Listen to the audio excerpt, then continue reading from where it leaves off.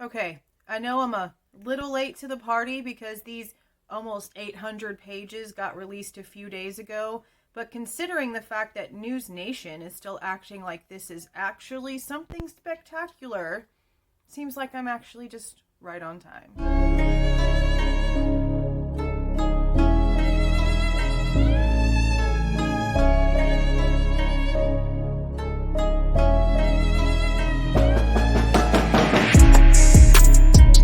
Hey guys, this is Jules with True Crime Reactions. Like I mentioned, this almost 800-page unsealed document packet was released.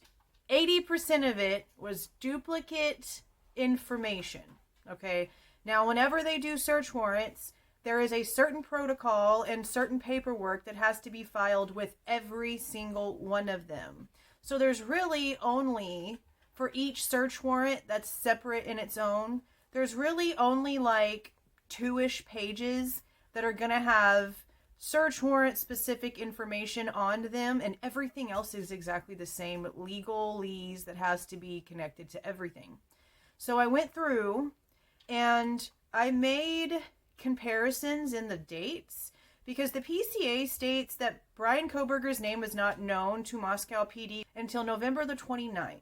Because the PCA states that there was a security guard, I believe, at WSU that decided to look into their computer system. And that's how they found out that there was a white Elantra at the college, who Bryan was. So a lot of these warrants were served before that November 29th date. Man, some of these were actually served on the date itself. Now, it's not unusual. And it's kind of still, I guess it's not even really funny anymore, guys, that News Nation is sitting there acting like this release is such a big deal. And while, yes, I do have questions based on some of the things that we've seen now, this isn't that big of a deal, okay? So when I went through it, I took probably about 26 pages of notes, okay? Well, this morning before work, I went and condensed it. And I'm going to take pictures or scan these, however, and I'm going to have the pages up on the screen as I'm going over this because I've categorized it. I found it just easier to do this, and I'm also a strange millennial. I'm not really all that keen on keeping logs and taking notes on the computer. I like a pen and paper. We have them pulling information from Venmo, Cash App, Banner Bank, Discover Card, Idaho Central Credit Union, Numerica Credit Union, Potluck Financial Credit Union, Umpaka Bank, Wells Fargo, Bank of America, and American Express. Now, all of these warrants were served prior to them knowing Bryan Kohberger's name, which means this was information that they were pulling on the victims. Now, I've seen some channels be like, oh, well, they're just going to pull all the bank records from all the banks. Which, I mean, maybe. I mean, it's a little weird, though. Because if they had access to not only the victim's cell phones, but then having access to all that, you have access to everything that they've downloaded. You have access to their financial records that they have on their phone. Because you're going to normally, especially college-age kids, you're going to have the app for the banking service or payment service or whatever kind of anything that you use on your phone. So I don't know if these are actually just like, let's just do a broad general search of all of the banks, or if this is specific to the devices that were found, or what might have been found in the victims' purses, in their wallets. You know what I mean? And I also find it interesting that for some of these, and keep in mind one more time, these were served before they knew Bryan's name, okay?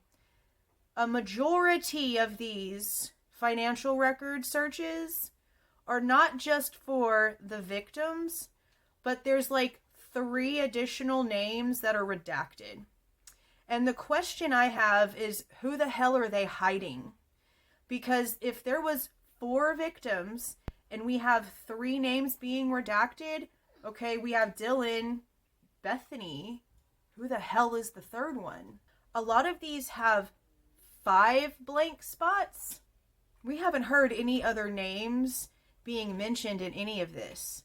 And if they didn't know who Bryan was on the 19th whenever they searched for Venmo, or on the 28th whenever they got the warrant for Banner Bank, or on, let's pick another date just so I can make a point.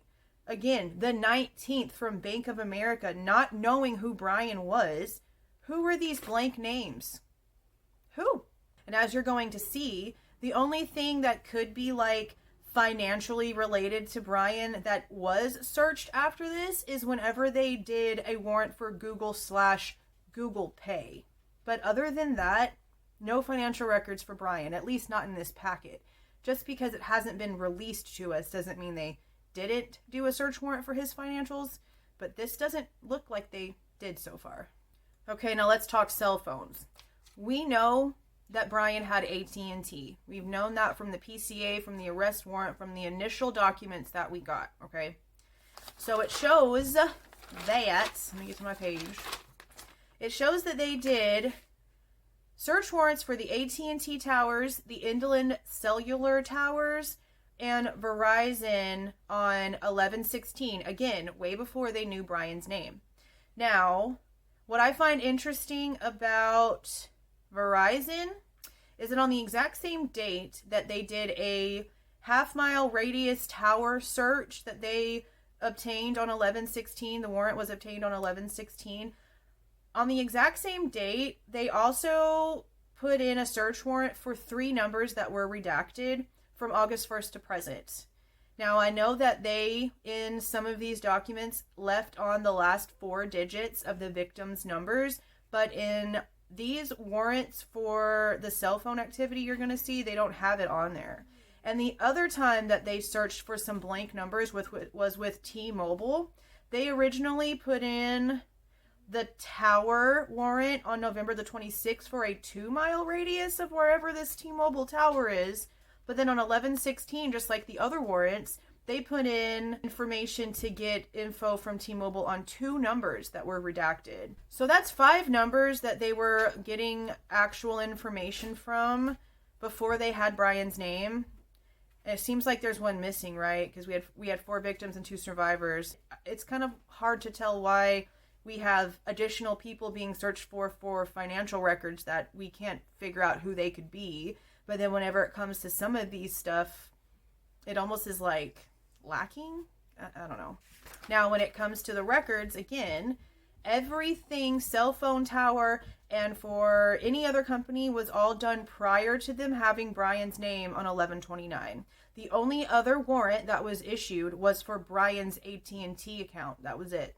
Okay, so I have these miscellaneous ones. They're important, but they weren't like a cell phone company or social media. So the Idaho Department of Labor, they had a search warrant that was signed off on November the 28th.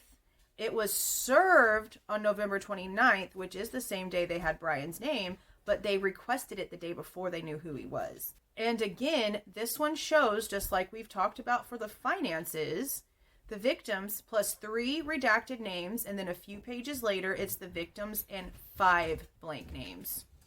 And then we have both the Moscow Forensic Lab and the Coeur d'Alene Lab. Now, those results, those are going to be sealed even longer than this. I believe I saw a date of April 7th on the one for Moscow.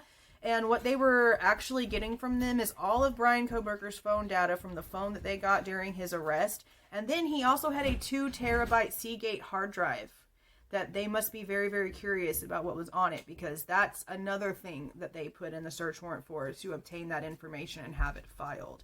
We also have the very important DoorDash information, because the timing for the DoorDash is throwing this entire case down so many rabbit holes. It is so insane. The timing just seems like too perfect. There's just something so crazy about it, or it could literally mean nothing at all. Now, the UPS warrants. I don't know what to really think about the UPS warrants, because it's asking for all of the cameras from all of the UPS trucks that were in the Moscow area from not just the day of, not just November 13th or the day or two before that. No, they're going back all the way to November the 6th. November 6th. all the way to November 14th. But it looks like they're coming from the Pullman dispatch location because that's the address that's on it. So why are we only looking in Moscow? If he lived in Pullman and the trucks are coming from Pullman and it's already like, what is that, 8 days that they're searching, why just Moscow? I mean, it's a strange warrant as it is, but then whenever you get to looking at it, it's like, okay, I kind of get it, but they're coming from Pullman, he lives in Pullman, the school is in Pullman, why are we not just pulling that entire like 100-mile radius? I mean, I would. They have apparent proof of him going to all these different places. Why just Moscow, and why these dates? Now, the last one on this little miscellaneous thing is for a company called Extreme Networks. It looks like they needed decryption information in order to get into Kaylee's laptop. Now, what was found on the laptop, nothing has been listed, and this wasn't done until the middle of December. Now, it's interesting that the family could unlock her phone and get into her phone and stuff. It kind of made it seem as if they knew all of her passwords to stuff, but I guess for some reason they just couldn't get into the laptop. Now, when it comes to the difference between when these were filed and when they knew Bryan's name on November 29th, the only one that was filed before was the one for the Idaho Department of Labor, the one that has the additional 5 redacted names on it.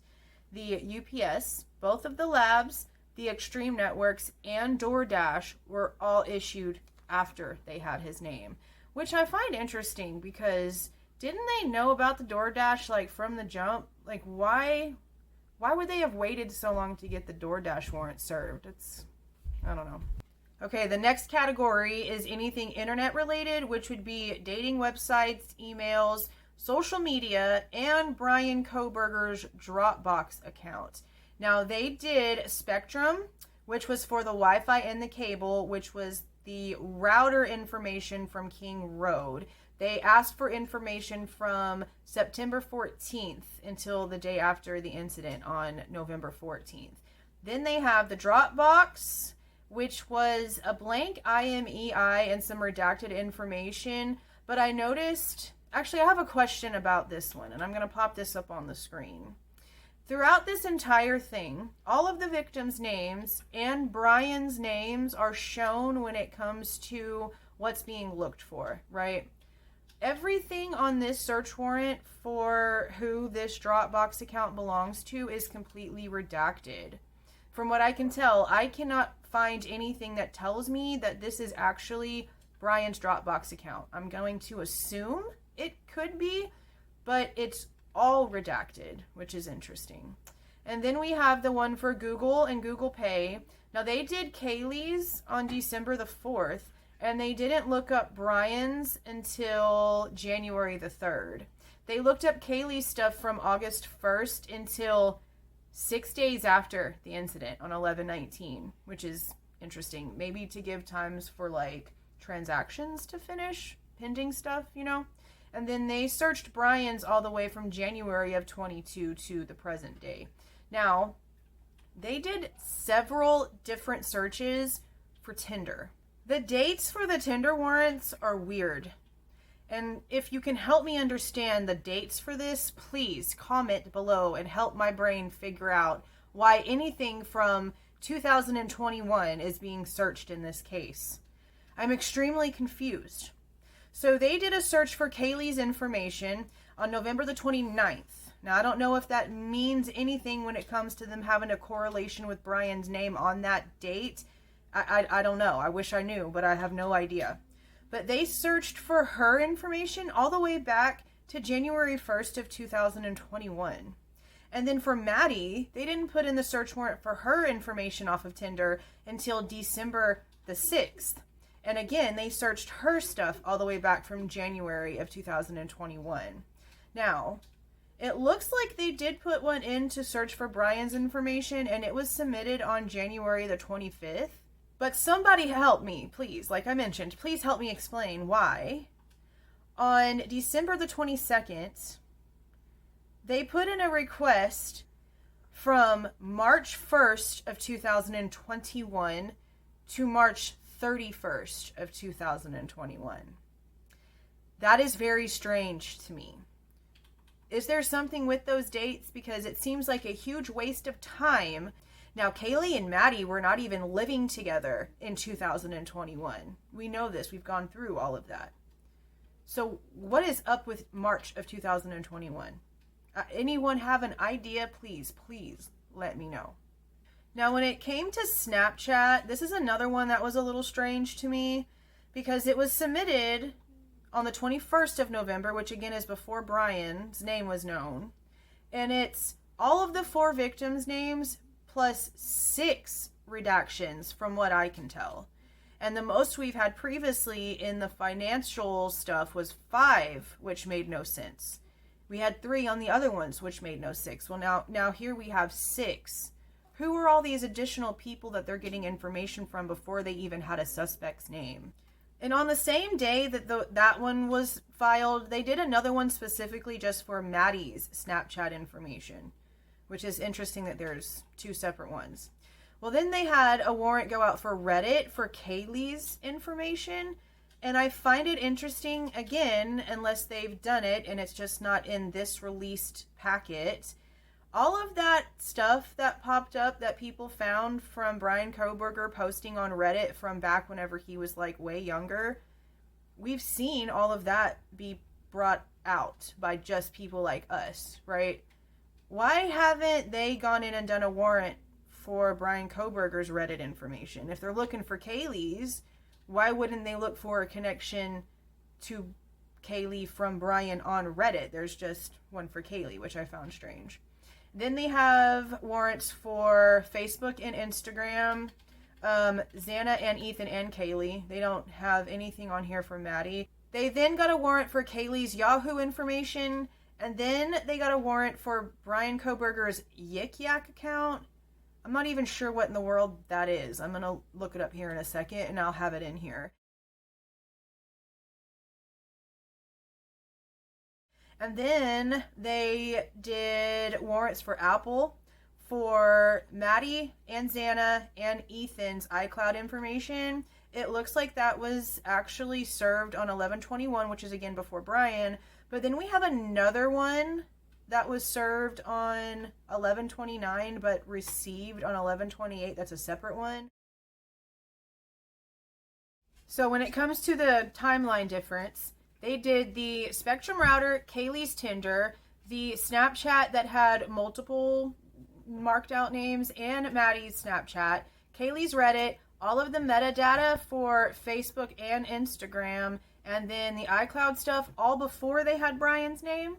And then, of course, they got his Yik Yak after, and the Dropbox information after, and his Google Pay after. But they didn't do the other 4 Tinder warrants until after they had his name. So before his name, only Kaylee's Tinder information. After Bryan's name, all of the rest of them, including the one that had the very strange search from March of 2021. So it's really curious to me, what about finding out who Bryan Kohberger was made them want to search, again, Tinder accounts from March of 2021, when he was supposed to be living in Pennsylvania at that time. It's very strange. And I saved the best, in my opinion, for last. The search for the weapon.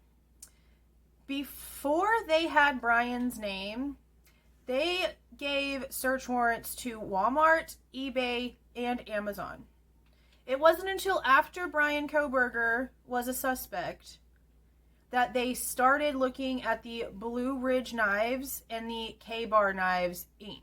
And then they searched both Blue Ridge and K-Bar only back to January of 22. But I mean, like, this could have been something that he didn't even buy from a company, or it could have been something that he'd had for a while, or it could have not even been his. It could have been somebody else's. But it's interesting that they reserved Amazon another warrant after Bryan. So they had Bryan's name on 11/29, and I know I've said it at this point like 1,000 times, but they reserved another warrant to Amazon on 12/29. And that's what that like number is. And look, it really made me aggravated. And I know, like I said, I'm like late to record this, but I put in my community tab literally the second I started seeing this going around that this stuff was released, because there was 2 channels with a pretty big following, both of these channels, that were telling people, oh, the knife was found, the knife was found. No, it wasn't. None of those are receipts. Not a single anything in this almost 800 pages is an actual receipt that states Bryan Kohberger bought the knife in question at any of these companies that were searched. It's not, there's nothing there for that. So it really aggravated me. But I was just really busy. I had a whole lot of stuff that I had to do in my personal life, so I couldn't just jump out there and do a video right then and there. But I was hoping plenty of people caught on to the fact that no, the knife was not found. That's just basically the Amazon barcode number for where that item is on their website. But anyway, the only thing that I found interesting is this. When it comes to these dates is, let me actually look at this real quick, because I wanted to compare the date that the one for UPS was done. Because again, besides the Google Pay being combined together, they did not do, at least in this packet of documents, a financial search for Bryan Kohberger after he became a suspect. All of the banking records, according to this, were done prior to them having his name. So I'm curious what would make them think they would have like a package being delivered by UPS to the Moscow area, because he didn't live in Moscow. I can't even find my paper now. He didn't live in Moscow. He lived in Pullman. So if they were thinking that he was getting a weapon delivered to him from one of these places, why would it be going to Moscow? It would be going to Pullman, because his apartment and the school was in Pullman. So that's just strange. Yeah, 12/2. On 12/2, they got the search warrant for UPS, and on 12/5, it was served. Interesting. And then the Walmart one was the first one on 11/21, and then Amazon on 11/26, eBay on 11/26. Amazon served again on 12/29, eBay served again on 11/28. So eBay was served both warrants before they had Bryan Kohberger's name. But still, if they thought that he was getting a weapon delivered, why are we not searching the Pullman area security cameras at the UPS trucks? Why are we looking in Moscow? And also that Pica whatever bank, where's it at? Where is it? Oh my gosh. Umpqua Bank. Okay, so they do want financial records for all of the victims plus the 3, which is meaning 1 makes no sense. Who is this other one? And they also want security video, or they've probably already gotten the security video. The exterior of the Umpqua Bank at 609 South Washington from November 12th at 9 p.m. to November 13th at noon, which would have been the time of the 911 call about. That's it for the breakdown of this entire thing, though, at least for me and what I have actually found important. Now, I did mention a couple questions that I have now, so let's just go ahead and go back through them real quick. It's interesting to see that they are searching not only the financials for the victims, but also for 3 redacted names. And again, we have the 4 victims plus the 2 surviving roommates, and this was all done before they knew Bryan's name. So it's very curious who this 3rd redacted name could possibly be. And then to also see further down into the warrants where there is up to 5 redacted names instead of the original 3. And then, of course, the Snapchat has 6 redacted names, along with Maddie also having her very own specific Snapchat warrants. It's also very strange to me that they're looking for information on people that have or were on Tinder in March of 2021. And I don't believe that he lived anywhere in that area at the time. Bryan Kohberger lived all the way back in Pennsylvania in 2021, from what I can understand. And on top of that, he lived in Pullman. He didn't even live in Moscow. And then, of course, Maddie and Kaylee didn't even live together back in 2021. I believe they had only started living together at the King Roadhouse, like, during the summer, which is still strange because, of course, we know that that's whenever Bryan moved to the Pullman area to start at Washington State University. But March of 2021, it's just so strange. Now, I also thought it was very strange that even though the rest of the world had found Bryan Kohberger's old Reddit accounts, that even though they had searched for Kaylee's Reddit stuff prior to knowing who Bryan was, we don't see them searching for Bryan's stuff on Reddit after having his name, especially knowing what the world knows. There's no way law enforcement hasn't seen the fact that all this is up there. I believe they've even leaked information about it to News Nation, but they don't have anything about actually getting any records from Reddit about it, so that was kind of interesting. Now, I thought for sure that we would see a search warrant in here for Kaylee's information on LinkedIn. And I only say that because Chronicles of Olivia did do an interview with Kaylee's older sister, Olivia, and she had Kaylee's phone. And in this video, she was telling Chronicles of Olivia that the day after the murders, Kaylee's LinkedIn had been completely deleted. And that doesn't make any logical sense because Kaylee was deceased. And I believe Olivia, Kaylee's sister, is the whole reason why the timeline for Maddie and Kaylee getting home was actually fixed and more accurate, because she was able to go in and find the information. The family had gone in and talked to the person who drove the girls home that night. So if she's going to tell us that Kaylee's LinkedIn was completely deleted after she was no longer alive, I believe her. And you would think that law enforcement would want to know how and why that happened. So I mean it. I really was expecting a warrant for Kaylee's LinkedIn information. It's kind of disappointing it's not in here. But I guess that's it for right now. I'm pretty sure there's going to be some more information dropping. But honestly, there's really nothing in here that can concrete anything for me. A lot of this is really basic and pretty much expected. But I guess we'll just wait and see. See y'all.